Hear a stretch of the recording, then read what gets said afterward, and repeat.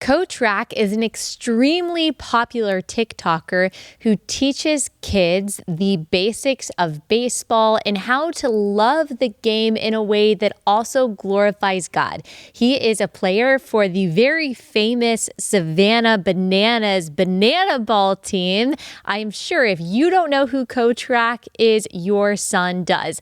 This is a super fun and encouraging conversation that you are going to love. It's brought to you by our friends at Good Ranchers. Go to goodranchers.com. Use code Allie at checkout. That's goodranchers.com, code Allie.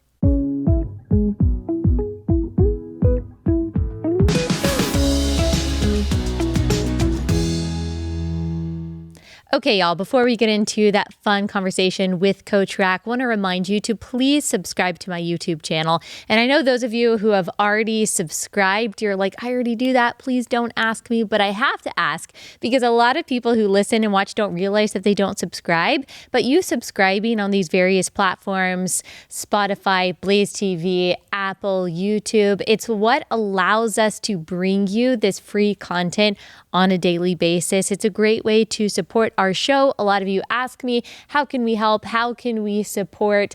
That is how you can help. Just make sure that you are subscribing, especially on YouTube. Thank you so much. And now, without further ado, here's Coach Rack. Coach Rack, thanks so much for taking the time to join us. Thanks for having me. Okay, Coach Rack. Have you always been called Coach Rack? No, I have not. Did you come up with that name? I actually did. Yeah. You did? I didn't come up with the Rack part. That's my initials, kind of. My first name is RobertAnthony. Okay. And then Cruz is my last name. When I was with the Nationals, one of my coaches started calling me Rack, and that kind of stuck. Yeah. And I started making coaching videos in 2022 after getting released from the Nationals. And so when I started making videos, I was like, hey, RobertAnthony Cruz as my username is kind of a mouthful, you know? Yeah. I wanted it to be like, if someone could watch one of my videos, they can tell their friends, oh, I watched this on a Coach Rack video. So yeah, I came up with the name Coach Rack and kind of just stuck. Mm-hmm. It is very catchy. Okay, I just wanted to talk about your story and hear about not just your baseball career, but obviously you're very strong in your Christian faith. So I want to hear your testimony and how you grew up. So we can go all the way back to the beginning. Sweet. All right. Well, I don't know how far back should we go? Let's go all the way back. Okay, let's go all the way back. Before I was born. Okay. My parents were not believers when they met. They got married, wanted to have kids for 5 years and couldn't. And they together came to know the Lord. And just a couple months later, were pregnant with my sister. So both my sister and I were raised in a Christian home with new believers for parents. And so we were both homeschooled.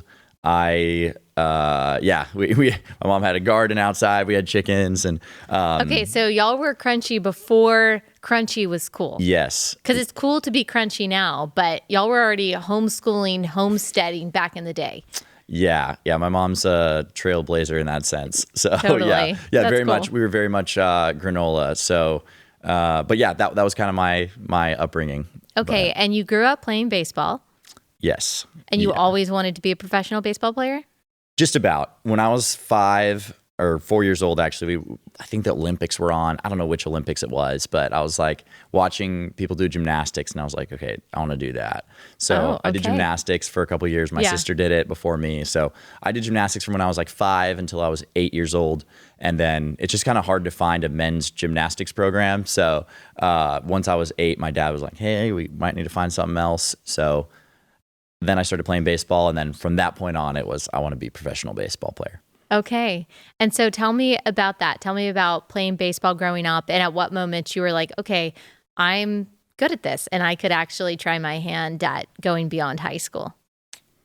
Yeah, I think it was a plan all along for me to play professionally. Even when I started playing, I wasn't very good when I starting playing ball at 8, 9 years old. I mean, at that point in time, nowadays kids have been playing for like 4 or 5 years already. Yeah. So I wasn't necessarily the greatest out the gate. I was pretty athletic though because of the gymnastics. Yeah. But yeah, in my head, I was like, oh yeah, like I'll play professional baseball, and my parents totally were on the same page. They're like, oh yeah, if you want to, like you can do it. I'm like, yeah. So there wasn't too much like realism, I guess, from them, but they were very supportive of that dream. But yeah, I wanted to be a pro baseball player pretty much after my first game that I ever played. So, yeah. And when would you say, I'm kind of zigzagging a little bit, but when would you say for you, you really became a Christian? I know that you were raised in a Christian home, but was there a moment for you that you were like, okay, this faith is mine, it's real? Yeah, I don't think there was a specific moment. And Yeah. I think I've had this conversation with a lot of people. And whenever I share my testimony, I never have this one moment to point to. I have always known that I am a sinner. I've always known that I need grace.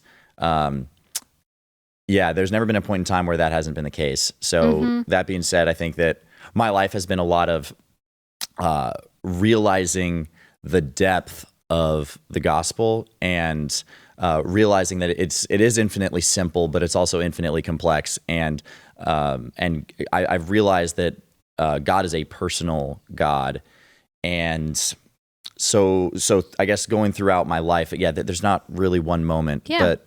And that's like such a beautiful testimony too, because all of us who are Christians, we want our kids to have that testimony.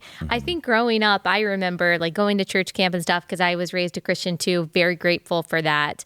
And people would go around and kind of share their testimonies. And there was almost like this desire to have the craziest story or the most radical transformation, which of course is really beautiful too. I love hearing those testimonies, but there is a lot of beauty and being able to say, I never didn't know that I needed grace. It just was a growing understanding of the gospel. I think that's the desire of like every Christian parent. Yeah. To have that. No doubt. Okay, y'all, if you need encouragement, if you need friendship, if you need spiritual refreshment, then you've got to come to Share the Arrows October 11th, right outside of Dallas, Texas. It is going to be an amazing day of worship, of fellowship, of edification, of applicable teaching. We will be talking about apologetics and culture, but we will also be talking about the practical how-tos of biblical motherhood, how to steward your body in a very healthy, non-toxic way that is also relying on God's providence and trusting in Him. How do we navigate the craziness of this life, the chaos of this world with clarity and courage? That is what Share the Arrows is about. Last year was incredible, Holy Spirit filled by the grace of God. This year will be the same. Francesca Battistelli is a Grammy Award winning artist. She will be leading us in worship. And y'all, if you have never heard 4,000 women singing a cappella, This Is My Father's World, it was unreal. It really was a taste of heaven. And I'm so excited for the same experience this year. It's time to go ahead and get your tickets, make your plans. You can come by yourself. You can come with friends, with family. This is the most unique, I think, Christian women's conference out there. Go to sharethearrows.com. This year's Share the Arrows is brought to you by Good Ranchers. Go to sharethearrows.com. And before we get back into that conversation, I want to tell you about Good Ranchers. If you are looking for a way to make your life easier and filled with more protein, if you are looking for a family-owned, pro-America, pro-God company to support, then you need to be getting your meat from Good Ranchers. We've been relying on Good Ranchers for, over 4 years now, and it has made my life so much more convenient. I don't have to go to the grocery store and look for the right cut of meat, wonder what quality it is, wonder where it came from. You know that 85% of grass-fed beef in the grocery store is actually imported from abroad. Even if it says made in the USA, that just means packaged in the USA. If you want to make sure that your chicken, your seafood, your beef, all of the meat that you have is from an actual American farm or ranch, then you've got to get your meat from Good Ranchers. It'll show up every month to your front door on dry ice. I've got an exclusive Allie box filled with all of my favorites. They're the most versatile products I think that Good Ranchers has. And so if you're a busy mom like me and you're just looking for a way to get your kids to eat protein and eat healthy, you've got to subscribe to the Allie box at goodranchers.com/Allie. Use code Allie. You will save $40 when you use my code. Go to goodranchers.com, code Allie.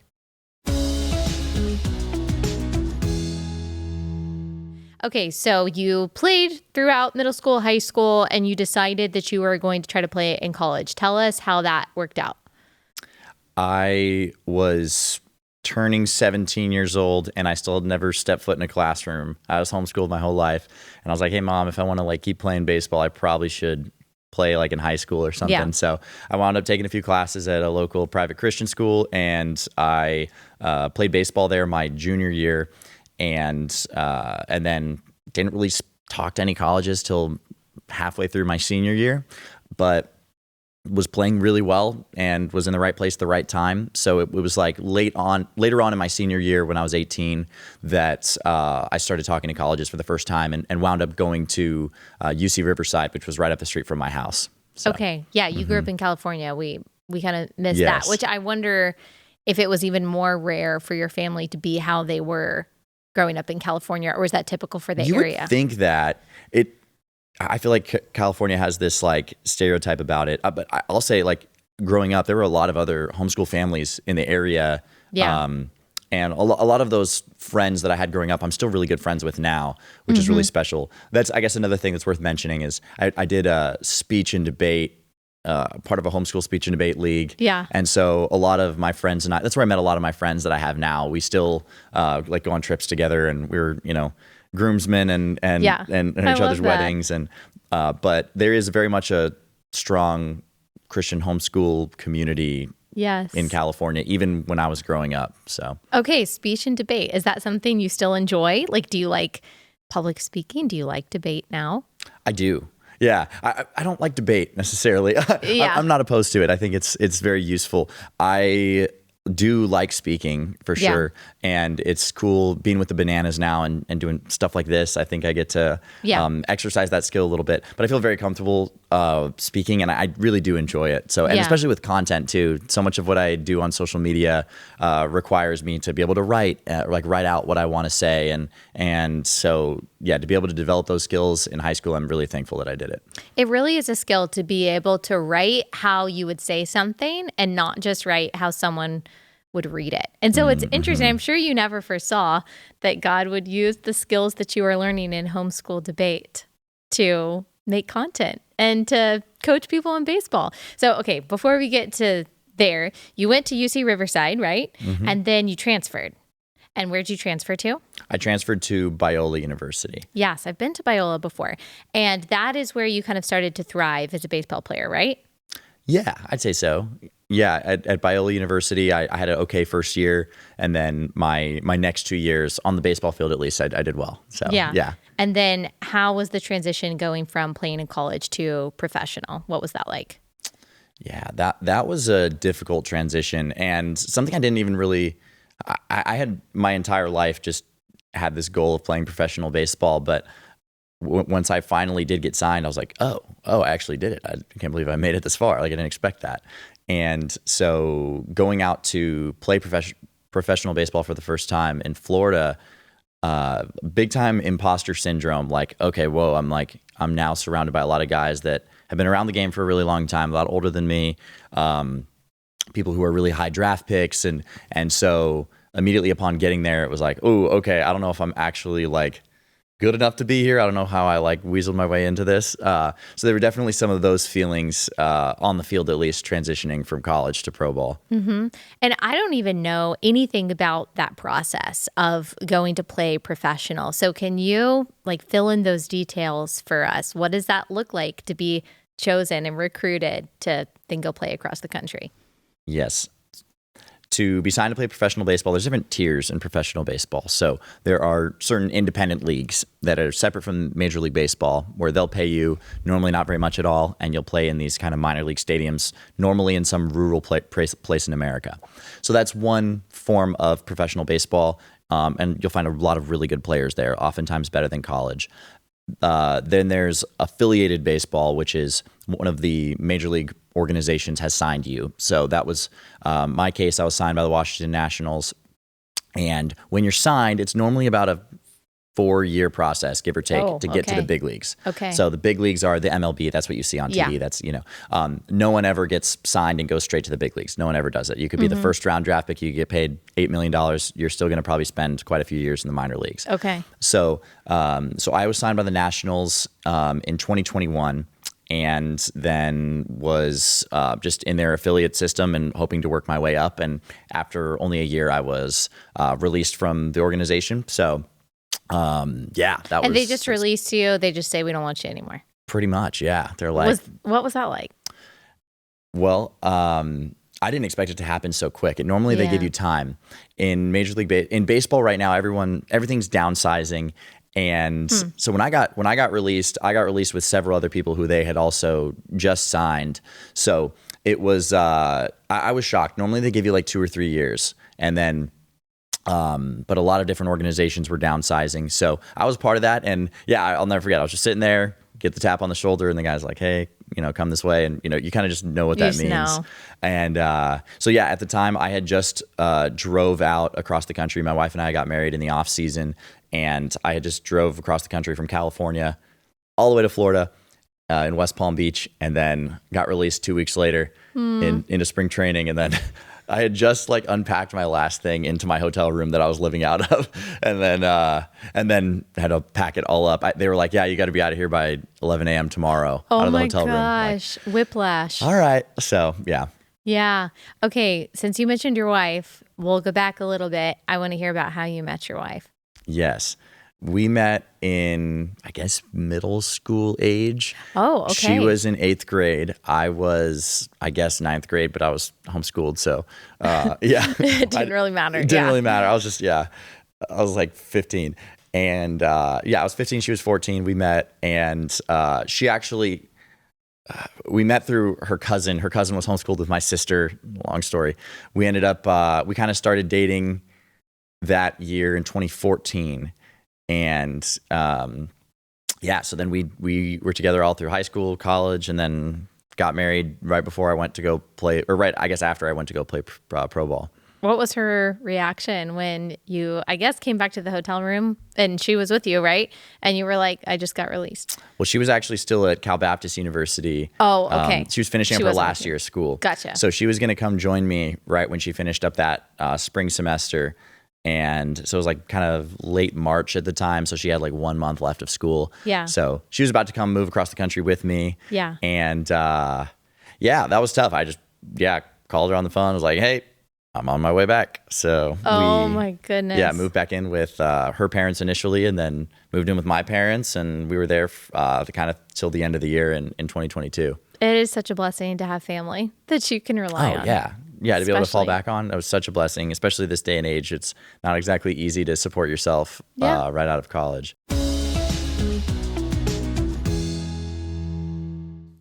Every Life is America's pro-life diaper company. These are the diapers and wipes we use in our home. I have tried over the past 6+ years of being a mom. It seems like every kind of diaper, all of the major brands, all of the supposedly clean brands out there. And I am telling you the truth when I say that no diaper works as effectively as Every Life diaper. I love how they feel. I love that they don't have any synthetic fragrances or any toxic materials. They're really clean, but they're really, really effective. And it doesn't matter how clean your diaper is if it's not actually going to do its job. Every Life does its job. But the best part about this company is that they love life. They care about the dignity of unborn children. That's why when you subscribe and you get Every Life diapers and wipes sent to your front door every month, you join the Changing Lives Club. So as a part of your subscription, Every Life will send a month's supply of premium diapers to a church or to a pregnancy center of your choice. They really care about providing for pregnant moms in crisis as much as they possibly can, and your purchase of their products helps make that happen. So go to everylife.com, subscribe today. When you use my code Allie10, you get 10% off your order. That's everylife.com, code Allie10. Okay, so what did the next season of life look like? for the next couple of months, I wanted to still play, and I had a couple opportunities in different countries. And so we're like, hey, do I want to go play in Mexico? Because I had some opportunities there. And basically every door that kept opening kept getting shut. And it was like 6 or 7 different opportunities in a row. And I was like, all right, I'll take the hint. And I did have a desire to share some stuff on social media. And I guess something that's worth noting, I guess, this is kind of a big detail I kind of forgot. When I got signed in 2021, I didn't... For the Nationals. With the Nationals, yes. I didn't expect to get signed. I was really hoping to get signed, but I hadn't spoken to a scout in months. Wasn't expecting it. But I knew my dad was watching the draft tracker. I was watching the draft tracker too. And but when I got signed, I was like, okay, I want to tell my dad in a special way. My dad worked at Firestone, and he would always tell me batting practice after work. So he's an auto mechanic, did that his whole life. And so I wanted to surprise him, tell him that I got signed. So I went to his work and told my mom, hey, you should record this. I think this would be cool. Yeah. And so my mom records this moment with my dad. And at this point, I had no desire to be on social media at all. Yeah. My social media was being used for my photography page because I did wedding photography. Oh, you did? Okay. And but my mom records this video of me telling my dad that I got signed, and I posted it to TikTok without thinking about it. And from that video alone, like that week, I was like ABC World News Person of the Week. I was on NBC. Like this video just blew up, like mega viral. Yeah. And so I got a couple 100,000 followers on TikTok from this.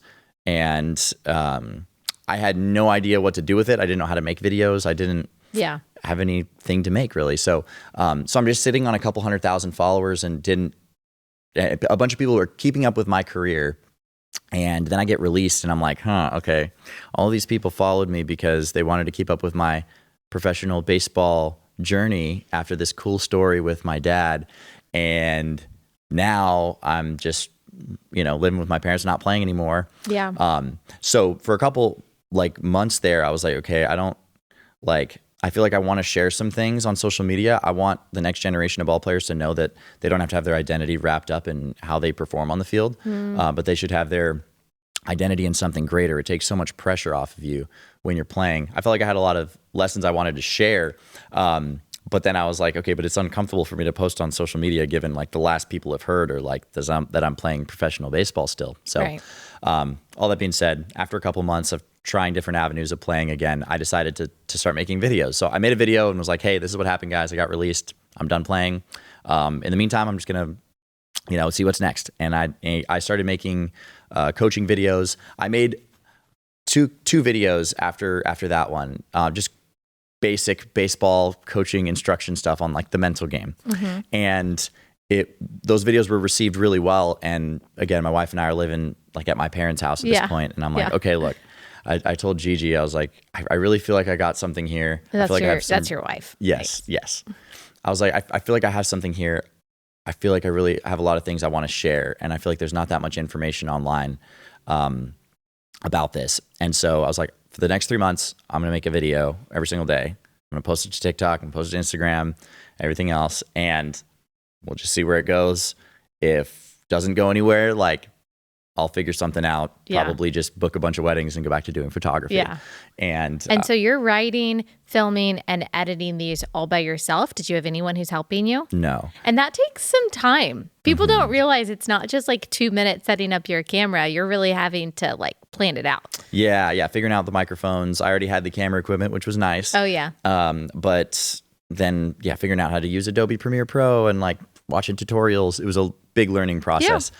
So made a video though every day that summer, and by the end of the summer, I had grown a few 100,000 followers across platforms, and I was like, okay, this seems to be picking up traction, and still wasn't making any money from it, but but definitely felt like it was what I was supposed to be doing, and I loved doing it. And it was mostly about the actual game and skills, or were you weaving in your faith and the mental game and all of that?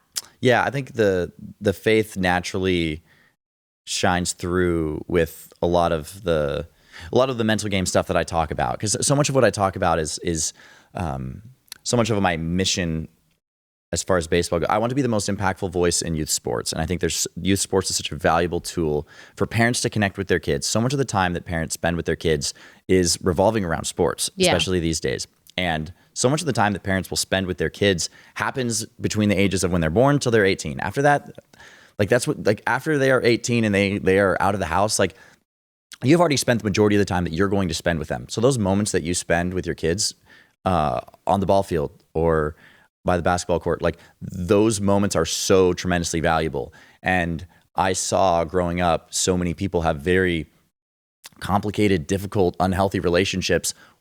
Players had unhealthy relationships with sports, and parents had unhealthy relationships with their kids. And so much of what my message is on social media is to enjoy the sport for what it is and see it as an opportunity to grow.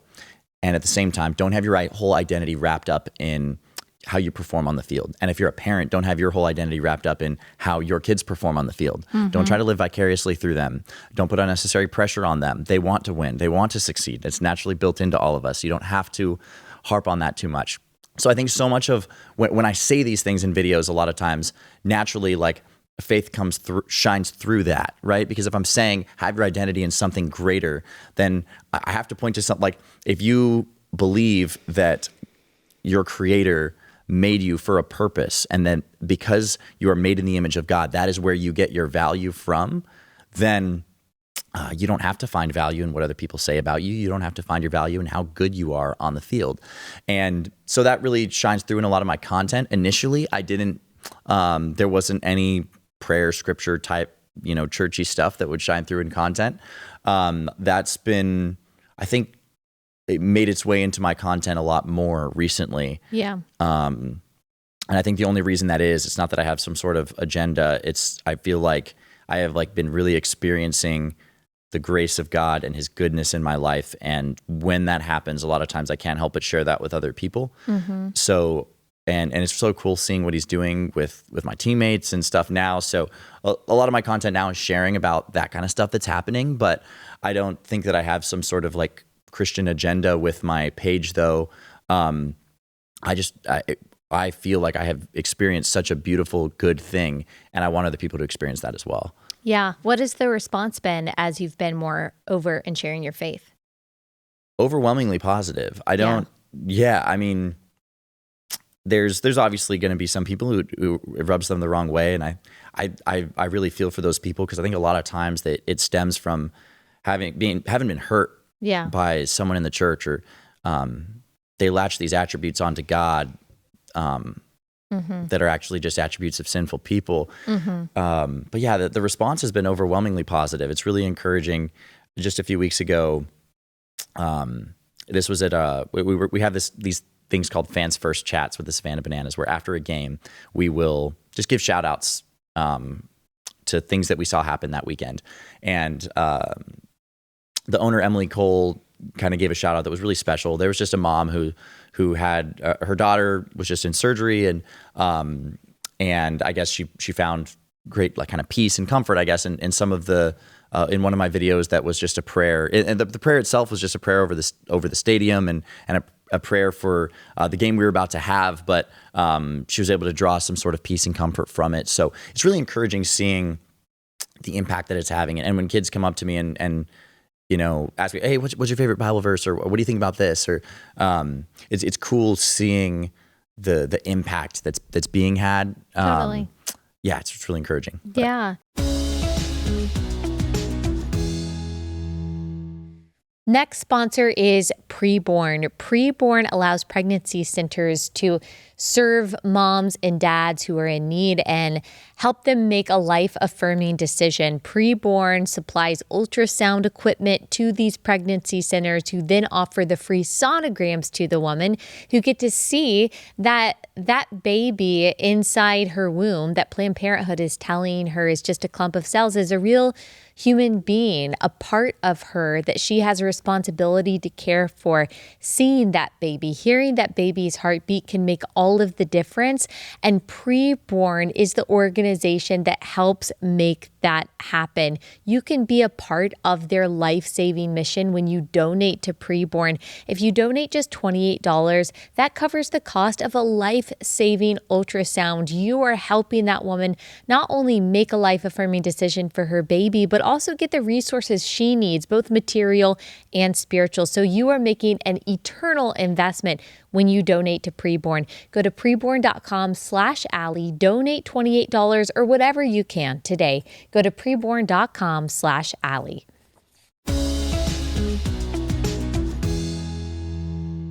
Okay, so tell me about playing for the Savannah Bananas. How did that happen? I was 2 years out of playing and I had no desire to play again. I think part of it was like I always had the dream of playing in these big stadiums and like being a professional baseball player. And then a lot of that was, ended up just not being God's will. And so I think I was like done playing and I really didn't want to play. I had some, I think, emotions there that I was like, I don't want to like reopen this. I don't want to go back to playing. I don't want to go back to competing necessarily. And, but at the end of 2023, a friend of mine was like, hey, the Savannah Bananas got a tryout in your area. This is in Southern California.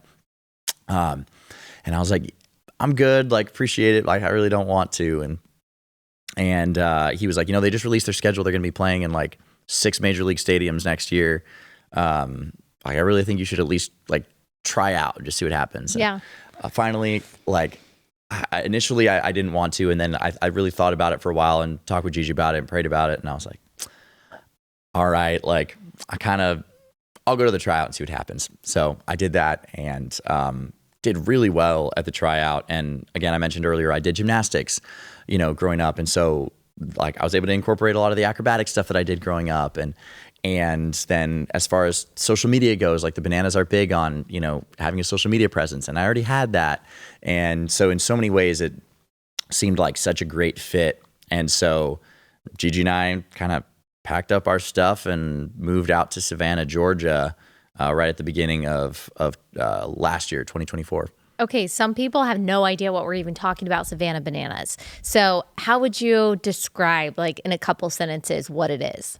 Savannah Bananas are a new adaptation of baseball, where at its core, it's still baseball. You still have a pitcher, you still have a hitter. It's the same, 4 bases, all that. However, there are a lot of different rules that kind of speed up the game and tailor it to a newer audience. So we are still competing. We're trying to win. There are standings, there are stats. But if a fan catches a foul ball, it's an out. If a pitcher walks a guy, instead of a ball 4 just walk to first base, it's called a ball 4 sprint. Every single defender needs to touch the ball before they can tag the runner out. So it turns into a much more exciting play. There are I want to say 10 different rules that have been added to the game of baseball to make it more exciting, speed up the game a little bit. We're on a time clock. It's a 2-hour game, so it's not like a 3-4 hour baseball game that you'd be used to.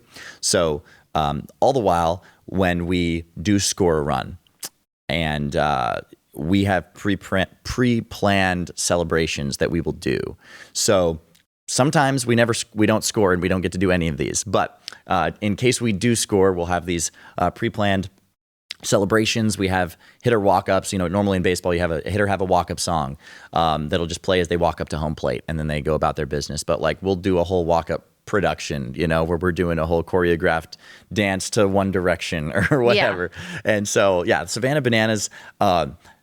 Have you ever been to a game? I've never been to a game. Okay. No, I've only seen the videos online. It's so interactive for any of you watching. Like I couldn't recommend it highly enough.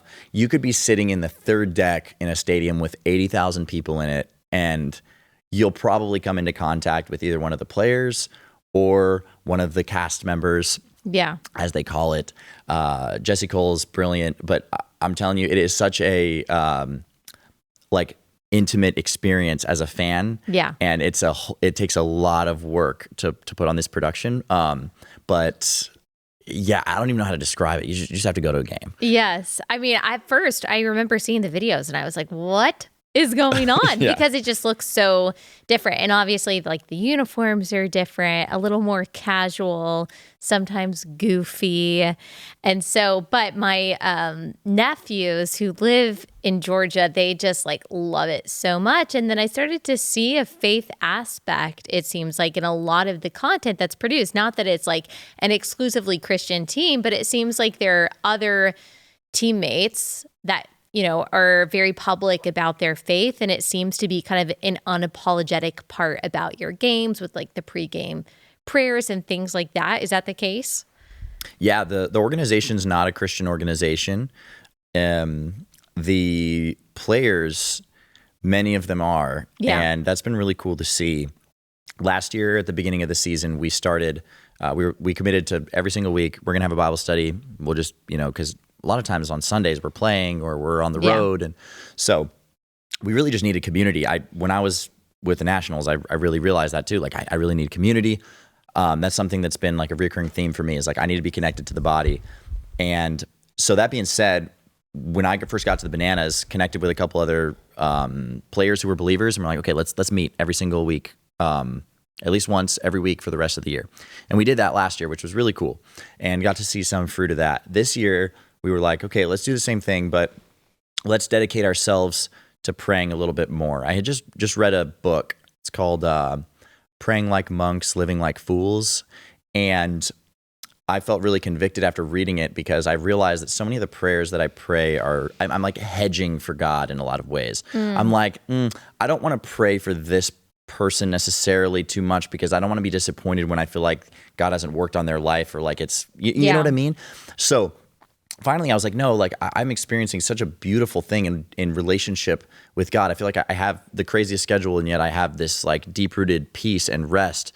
And I want other people to have that. So regardless, like what I learned from this book is like, I need to pray bold prayers, and not like, if I pray for someone for 20 years and they still don't know the name of Jesus and still don't have a relationship with him, I'm going to keep praying for them nonetheless, because I truly believe that is like where the treasure of life is. And so we kind of committed to praying for teammates by name. Like, okay, we're going to write it down who we're praying for, and we're going to pray for them by name. And we're going to pray that we have a conversation with them at practice this week specifically. And we started praying like very specific, targeted prayers. And it feels like one by one, like God's just working on different people's hearts in the organization. Yeah. And so we've gotten to see our little small Bible study grow tremendously. And just a couple weeks ago, we hosted our first, it was the first time we've done this, but we hosted our first like public worship night. And so that's awesome. We're able to set up right outside the stadium and invited the public to come on out, and we had our first worship night. So that is awesome. Okay, we have a video clip of you praying before the game. This is up for. Tonight, the Savannah Bananas will play on ESPN at Fenway Park. You guys know the drill. Let's pray. God, tonight my friends and I are going to be playing in front of a lot of people, not just here in person, but even on TV. Lord, I pray that you would use tonight in some way to bring real value to the people that are watching, not just some escape at the ballpark for a night, not just something fun to watch on TV, but I pray that at the very least seeds would be planted. The people watching, my friends and I, would be able to see that our hope is in something greater, something so much more meaningful than just being seen by a lot of people. My friends and I have experienced firsthand this year that true joy, true peace, true satisfaction doesn't come through accomplishment, doesn't come through success. It comes through relationship with you, relationship with each other. It's through love. Lord, somehow, some way, use this game that we are playing to help us share that love that you've already shown to us. Pray that the people sitting in these seats would see our joy, see our peace, even performing on a big stage, and that it would make them curious. Lord, I truly believe that we have found a good thing, and I just want to share it. Thank you so much for this opportunity. This has always been a dream of mine. In Jesus' name, amen. We'll see you guys tonight. So I'm guessing the response from your teammates who might not identify as Christian, like it seems like it's pretty positive, like it's a Christian positive atmosphere. Mm-hmm. Absolutely. The fruits of the Spirit are a beautiful thing. And regardless of what you believe, to be in a clubhouse environment where we are all like serving each other and loving each other and having fun, like it's the best. Like we have so much fun. Yeah. Our clubhouse dynamic is the best. Like I genuinely look forward to showing up to the field every day. Like this camp we're about to do here in Dallas, I'm bringing a bunch of teammates with me. We've got like 30 guys, and like I just can't wait to go hang out with them. So yeah. Okay, tell me about the camp. Okay, so my at the end of 2022, this is when I'm doing content, and I'm like, okay, I'm not making any money doing this, but I'm like, I kind of need to, because Gigi and I are still living at my parents' house. I was like, okay, maybe like I could do baseball camps, maybe I could do lessons, I don't know. And so that's initially like kind of how it started. And we ended up doing this first camp called it Not Your Average Baseball Camp. And we were like, you know what? We're going to go above and beyond, over the top with these kids. Like, a lot of at this point in time, I'd already built a following on social media. And I was like, okay, a lot of these kids are already going to know who we are, me and some of my friends who also make videos. And so we're like, okay, these kids are already going to know who we are. What are some things that they would really enjoy? Oh, they would probably love being in a video with us. Okay, well, right when they walk in, let's interview them and like make videos for social media that they could be part of, like, you know, our pages. So that's kind of what it started as, was let's make the most like not average experience possible for these kids, and then just treat them like royalty. And so we did that. We did this first camp and we lost $10,000. We were like, but it was amazing. It was the best experience. And so many of the coaches that we had them out from all over the country, and we had just the time of our lives, and the kids had the time of their lives. And we're like, okay, we got to keep doing this in some capacity. So fast forward, we've now had 4 of these camps. This will be our 5th one. And our first camp, we had like 60 kids, and we had like 12 coaches. This camp coming up, we've got like 30 lead coaches, and we've got about 70 helpers helping the 30 coaches, and we're going to have about 1,000 kids over the next week. So wow, it's going to be very fun. That is awesome. Is there a faith component to the camp or not really? You know, we finished every camp with a prayer. It's not specifically a Christian camp. Yeah. It really does naturally shine through, though. It kind of can't help but do so. Yeah, that is awesome. Okay, you kind of already gave this message earlier when you were talking about the kind of content that you post on TikTok, but for parents of athletes out there, and for kids who are athletes, or maybe young adults too, like, what is the message that you have for them? How do they balance being competitive, wanting to be excellent and the best at what they do, steward their gifts well, while also ensuring that it doesn't become an idol and doesn't become their identity?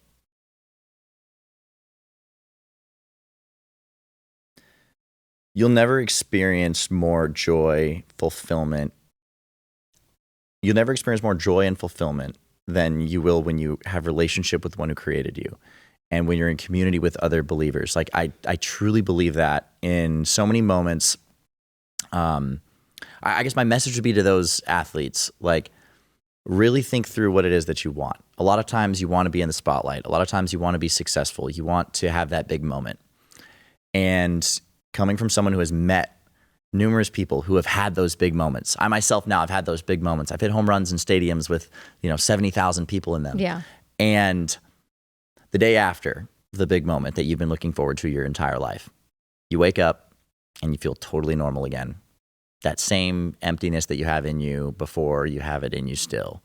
And then you go do dishes, and life is still the same. And so much of our lives are spent chasing that big high, that next thing. And it's a lie that we believe that that's where true satisfaction, that's where true contentment comes from. That's the original sin, right? Like, no, like, what God's given you isn't enough. You need this. Yeah. And so my encouragement would be this: this romanticized vision of what it will be like if you make it, even if you do make it. Yeah. It's not gonna be what you think it is. And maybe it does satisfy you for a little bit. Maybe you're the best player that ever lived, and that satisfies you until you're 50, 60 years old, and then you're done playing, and then now what? One way or another, who you are, your identity, who you become in the process is what is so important. Because who you become in the process will determine what fruit you're left with at the end of it. And if you spend your time only focused on me, even if you're becoming excellent at what you do, you're not going to have good fruit in your life at the end of your career. And when I say good fruit, I mean love, joy, peace, patience. Yeah. And so my encouragement to kids would be like, work hard and be excellent and be the best that you can be. Like, to this day, I feel more motivated now to be the best that I can possibly be than ever before. And it's not because I feel like I have to earn anything. It's not because I feel like I'll be loved more if I am more superior. It's just like, it's naturally like built in me, like I want to be excellent. And sometimes I'm lazy and, I have to like force it, but like my encouragement to athletes would be like, be the best that you can be. Like, why wouldn't you? Like, your life is a gift. Like, every breath that you have is a gift. Like, be excellent. And then at the same time, realize that deep satisfaction that you crave in your soul cannot be met by anything that you achieve. So it's a balance, but where my head's at now is like, okay, anytime I have a tough day at the field, my mentality is like, okay, this is a character building day for me. I get to strengthen my patience. I get to serve other people and not make it about me. Oh, I went 0 for 4 with 3 strikeouts. Okay, but my teammate went 2 for 3 with a double. He had a good day at the plate. I'm going to celebrate his wins and not be so focused on me. Yeah. It's an opportunity to grow your character every single day. And so focus more about who you are becoming in the process. Don't focus so much on the future down the road. And don't miss those moments. Like I mentioned earlier, that so much of the time that parents spend with their kids is on the ball field. Like, don't miss those moments. If you are playing 12U baseball right now, then enjoy 12U baseball and like look forward to that. Look forward to today. Don't worry about tomorrow. Look forward to today. So many times in my career, I was looking forward to the future. I can't wait to go play pro ball. I can't wait to go play college ball. And then I look back, and some of my favorite times playing were when I was 12 years old with my travel team. Yeah. So don't miss the moments in the present. Focus on who you're becoming in the process, and realize that in the long term, the things that truly satisfy your soul, the only thing that I found is a relationship with the one who's created me. That's so good. That's such a good word. Okay, if people want to follow you, how can they do that and find out about Savannah Bananas and your camp, all that good stuff? Yeah. Coach Rack, it's at coach.rack on like TikTok, Instagram. On YouTube, it's just Coach Rack. I make longer videos on YouTube.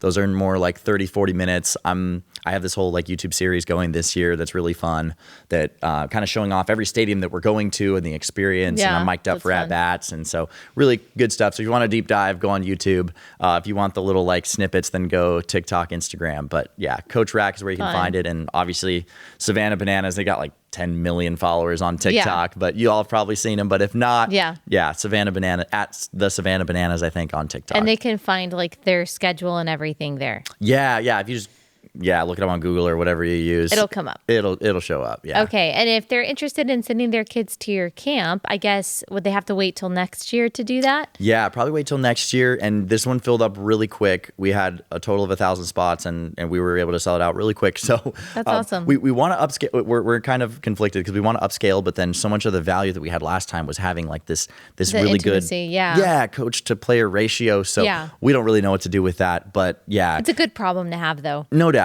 Yeah, I guess if you want to check out nyabaseball.com, that's our website, and we have this community. We try to meet every Tuesday where we'll just hop on a Zoom call with kids and answer their questions about baseball and whatnot. It's turned into more of like a once a month thing because both Ange and I, who run NYABC, Not Your Average Baseball Camp, like we're pretty busy. So we hop on when we can, but nyabaseball.com. Yeah. Okay, that's awesome. Well, Coach Rack, thanks so much for taking the time to join us. I really appreciate it. Thank you.